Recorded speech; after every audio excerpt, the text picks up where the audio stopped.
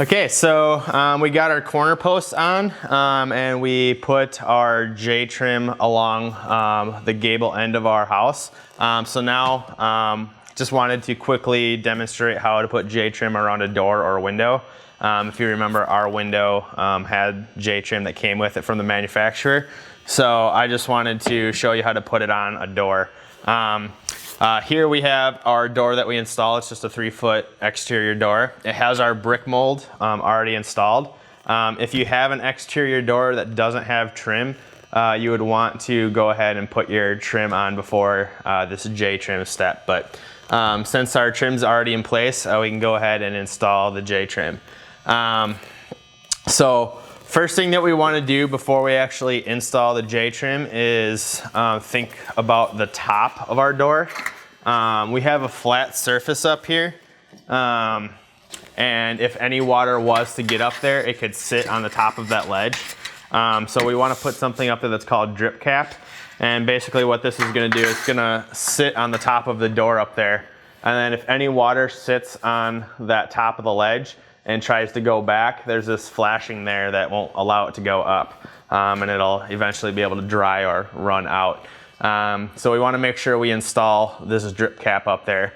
If we didn't do that, water could sit on the top of that ledge and start to make its way back towards the wall. And if it makes it to the wall, and if our flashing fails, it can get behind the door and start to make its way inside the house. So this is the last step of precaution at the top of the door. So all we have to do is put our ladder in place here.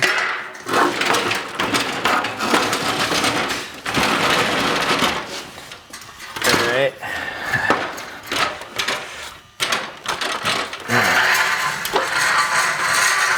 And then to measure it, we'll just throw it on the top of the door here.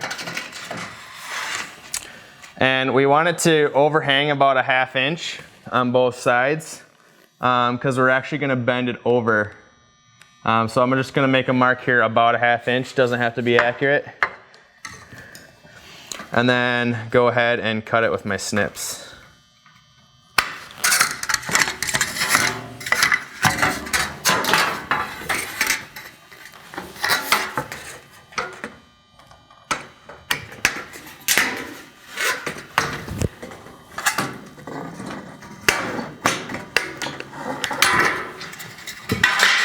All right, so we've got it cut to length here, and the last thing that we want to do before we install it is we want to bend these flaps over just a little bit. That way, if we sat flush here, water could still accidentally get in. It can get into our mitre and work its way back as well. So I like to overhang it just a little bit. So I'm going to center it on the top here, make a little snip right where it goes flush, and then I'm going to cut this top part out, or this front part here, that little nub, and then I'm going to go ahead and make a cut down the back, cutting this nail flange off, and then I'll snip off the nail flange from below here. All right, so that basically now has left us with this little flap, and all we have to do is bend it over, and now water can get up here and roll off the side and not get behind the door. So we'll go ahead and do that here on the other side real quick, and then we'll be ready to install the cap. All right, so we went ahead and finished cutting both sides of our drip cap here. They are folded nice and neat over each side, so we can go ahead and put it in place. And then all we have to do is fasten it with a couple of roofing nails here. So we'll pop one on this side.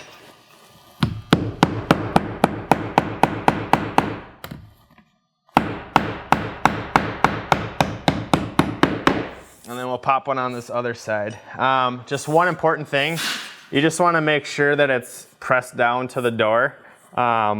Sometimes they sit up a little bit, and that'll just get in the way of your vinyl trim. So just make sure it's seated properly.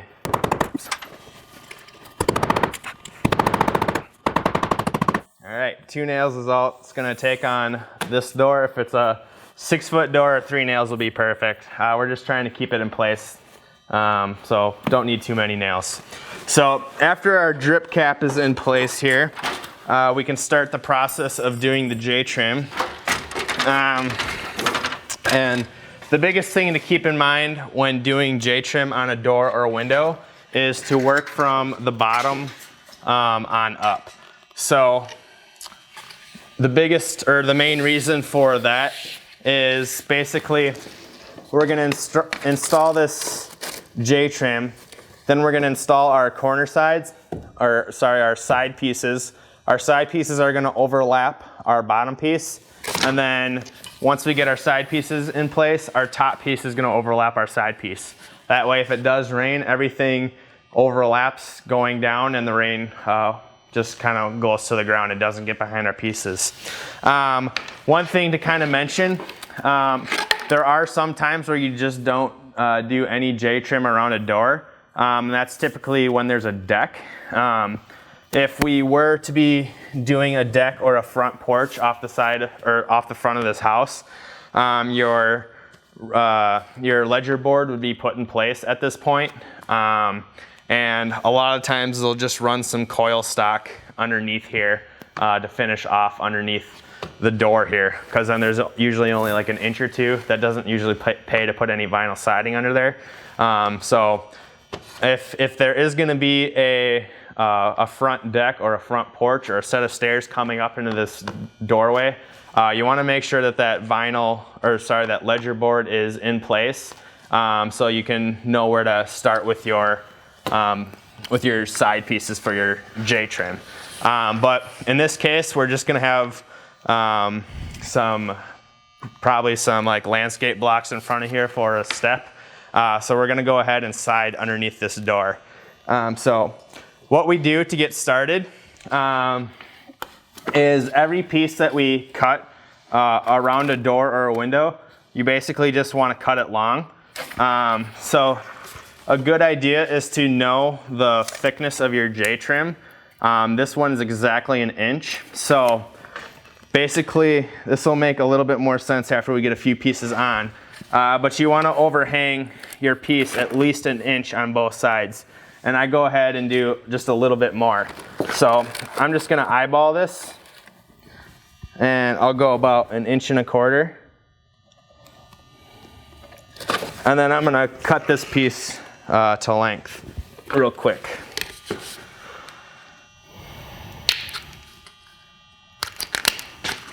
Okay, so the reason why we're going to cut it longer is because we're going to run another piece on down the side.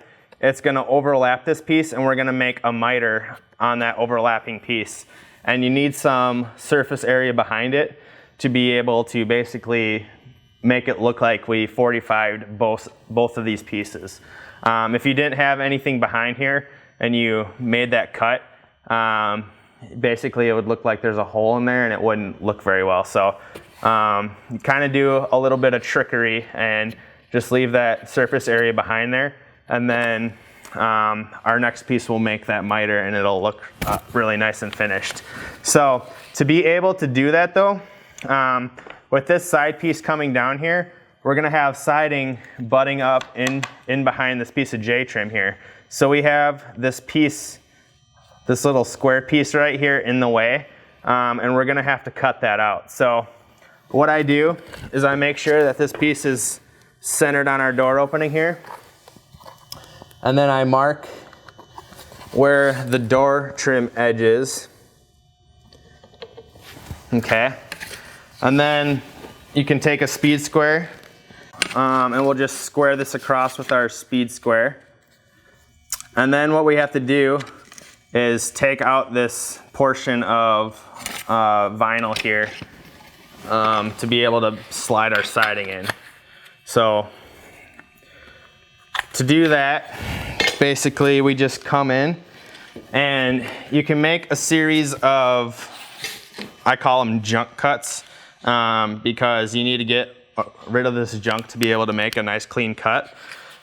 So what I do, our goal is to just keep this front rectangle here. So I'm gonna go ahead and get this back nail flange out of our way.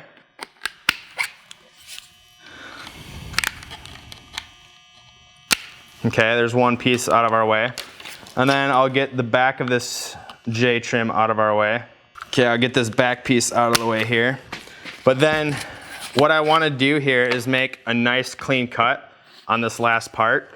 So it's kind of hard to see with a camera, but we have this radius here that kind of wraps around. And what you want to do is you kind of want to keep moving this piece back and forth until you see the light shining on that radius, and it'll make a nice straight line right across the front here. So I'll kind of draw it in with a pencil. But your goal is to cut on that line and remove that radius so you sit nice and flat. I'm gonna cut it so the radius is still there, but then I'll cut the radius off so you can see the difference. All right, so I cut it so the radius is still there. This little part that wraps around, you wanna make sure you get that off. If you were to overlap that piece onto another piece, it would stick out just a little bit because that radius is there. So you wanna come in here and make a nice clean cut along that line, back to your point. All right, and now you have a nice flat surface for your other piece to come into and butt into. So we got that side. I'll go ahead and do this side real quick. Okay, so we finished off the second side here. So now if we turn this piece back around, we just have these front flaps here left. So we'll go ahead and temporarily install this here. I'm not gonna install it completely because I left these flaps just a little bit long. So I'm gonna wanna be able to get my tin snips behind here. So I'm just gonna put it down here and get it centered again. All right, and I'm just gonna tack this in place for now until we're ready to actually put it in place in its final position. So I'm just gonna put a nail halfway in here just to keep it in place.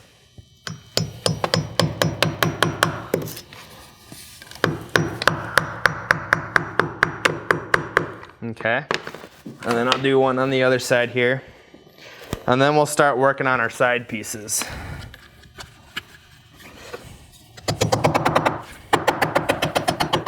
All right, so that's still loose. It'll be able to move, which is okay. But we're gonna go ahead and move on to our side piece. So we're kind of lucky here. Normally you wouldn't have all this extra space, but our soffit's not put in place here yet. But you can take another long piece here, and what you're gonna do, that little part that you left overhanging, you're gonna run that by this piece, and again I'm gonna run it just a little bit long, and then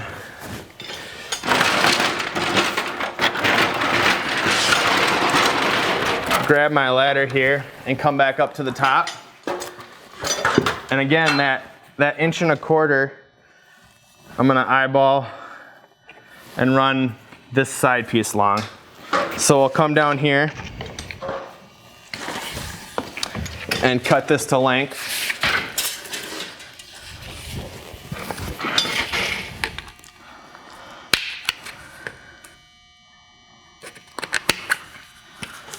And then we'll be ready to mark out for our corners here. All right, so we're cut to length. What I'm gonna do here is we're gonna put it back on the side. Move the ladder over here, and this is where we wanna start being a little bit more accurate. So, got our piece, I'm gonna slip it behind here.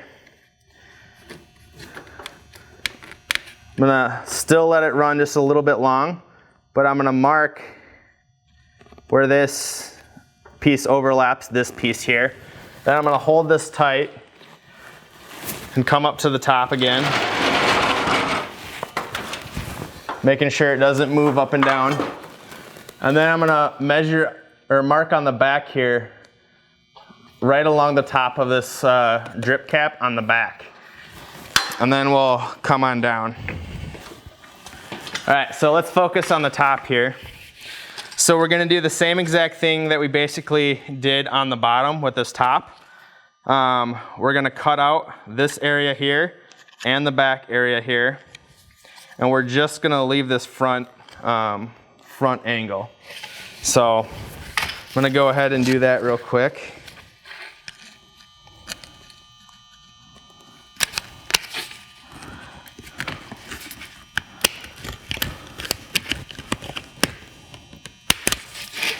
And again, I'm cutting right along that radius here, making a nice clean cut. Okay. So then we got our bottom here to deal with. And this is where we're gonna start making that mitre cut here. So what we do is I just kinda wanna eyeball and make sure I know which way my mitre's going. So I'm gonna make my mitre like that. Then I can come here with a speed square and make an actual 45-degree line here that meets up with that line that we drew on the front. Okay. And then I'm gonna go ahead and make an X to make sure I know which side to cut off here. So this cut we wanna make nice and neat because it's gonna overlap. So we can make this one slice here. All right, and then we want to bring that cut basically around the side. So then bring it on back. And then we'll go ahead and just cut the excess off of this here.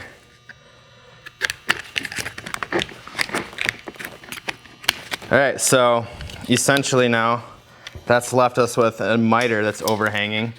And you just quickly wipe away your pencil lines here. And now what we can do is we can slide that over this piece. And you can see we left this one long. I do that because now I can come in here and know exactly where I need to slice off this little chunk here. No measurements needed. And I can take my snips. Since we left this loose, I can pull away a little bit. Make that cut. And now, as we put this into place here, this guy will slide over the side piece.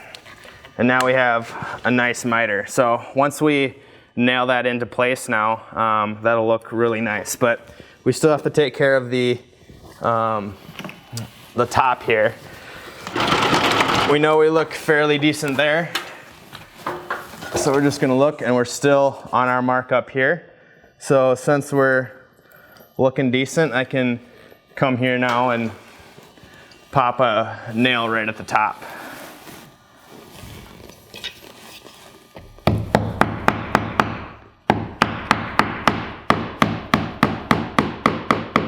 Okay, so before we nail this whole thing off, I'm gonna go ahead and get my top piece made, just in case we have to pull any nails for any final adjustments.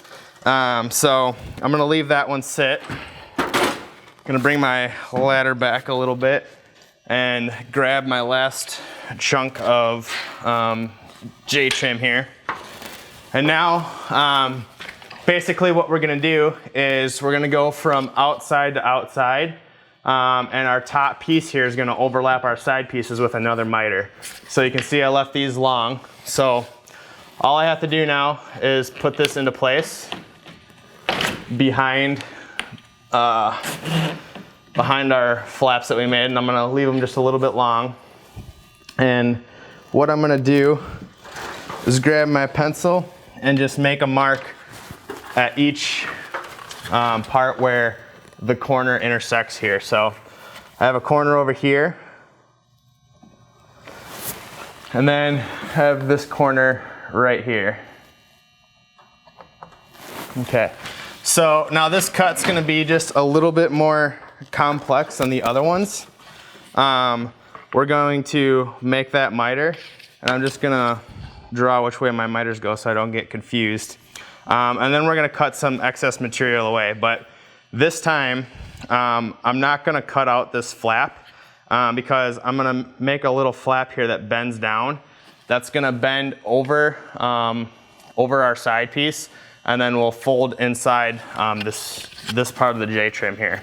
If I didn't make that little flap, any water that gets caught in here, it'll roll out towards the end and it could get behind this J-trim and then eventually make its way back in towards the door if the flashing fails. So to get started on that cut, I'm gonna go ahead and draw out my lines here.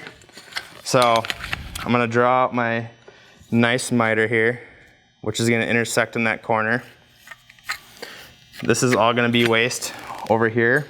Then I'm gonna lay out that little flap. So I like to make a line here just to have some reference. And then I usually just use my speed square, and whatever this dimension is here, I just make another line. It doesn't have to be real accurate. You just need to make a little flap so it can fold over. And then I'll bring that line on around. So with those lines in place here, I know I can go ahead and cut all this waste off front to back so it won't be used at all. All right, so this is where I have to be careful. So I'm gonna cut this part of the miter out, this little triangle here, but I'm gonna keep this tab back here. So what I'm gonna do is I'm gonna go ahead and get rid of the back portion here. Won't need any of that. Okay, and then I'm gonna go ahead and get rid of the front portion. So again, I'm gonna go ahead and cut away the radius in this cut. Got one here, and I'm gonna go ahead and clean up this back one here. That way we can get rid of it so it's not in our way when we bend this flap over. Okay, and now I'm gonna go ahead and cut my front miter here. There we go. So I got the miter that's gonna overhang, and now I have this little flap here that's gonna fold over and in the inside of our side J-trim. So I'm gonna quickly go ahead and cut this one, and then we'll be ready to put this in place. All right, so we got both sides cut here. We got our miter with our flap sticking down here. So we're gonna go ahead and come up to the top here. And this is one of the most crucial parts here. So we want the miter to overhang the front, but we want this flap to hang down behind and then go into the inside of this J-trim here. So basically what I do is I usually tilt it forward and get the flap kind of behind here.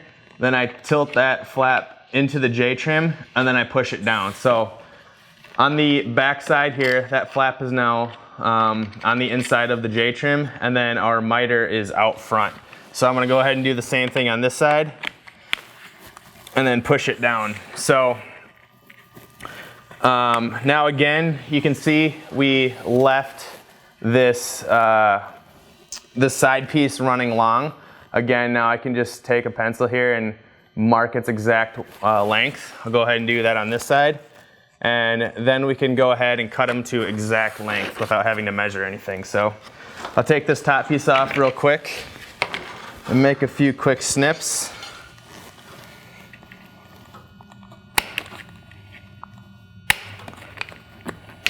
Okay, and then this one here. All right, so with those cut off now, what we can do is put these back in place. Again, the flap inside the J-trim, and then the miter out front. And now as everything lines up, our miter is nice and tight, and we can go ahead and nail off this final piece here. So we'll go ahead and do that. Again, just a few roofing nails. We'll hold this in place. And I usually like to get a roofing nail in each corner here, and that'll hold your miter nice and tight. So we'll go ahead, get a few nails here.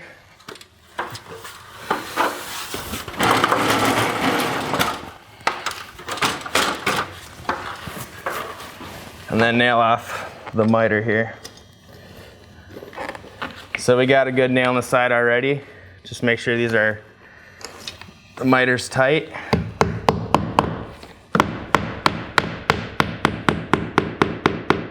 Put a final nail in. So we'll go ahead and nail off the rest of this top, and then we can quickly check here on the bottom. If you remember, we left this bottom here a little bit loose. Haven't nailed this yet, but we just want to make sure that our miter is still good to go here, which it looks like it is. So we can go ahead and nail this corner off.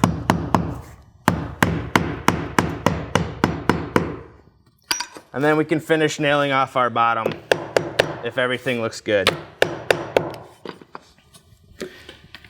And this side looks good as well.